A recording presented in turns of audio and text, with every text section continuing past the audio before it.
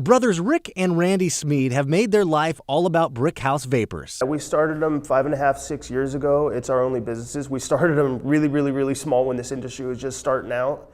And yeah, it is. It's our livelihood. But now they're really worried. Employees are going to have to go.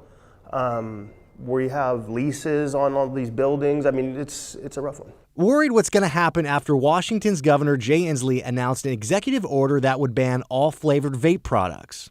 It should not be anyone's business model in the state of Washington to addict our children to nicotine.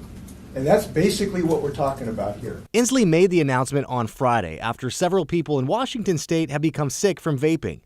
Smead says there is misinformation about what people have been getting sick from and what he sells at his stores. Vaping is being used as just a general term when e-cigarettes and THC cartridges are a very different thing. It's a complete different industry. Since dozens of people are starting to get sick, Smead has noticed he's been seeing less people come through his doors over the last few weeks. Yeah, we've seen drastic drop in sales. And not just us, I hear it from all around the industry. Everybody's seeing, I mean, anywhere from 20 to 30, 35% drop in sales pretty much overnight. It's that drastic drop-off and a meeting that's already scheduled next month that has these brothers thinking what they will have to do next. We have to get rid of the inventory and close up shops.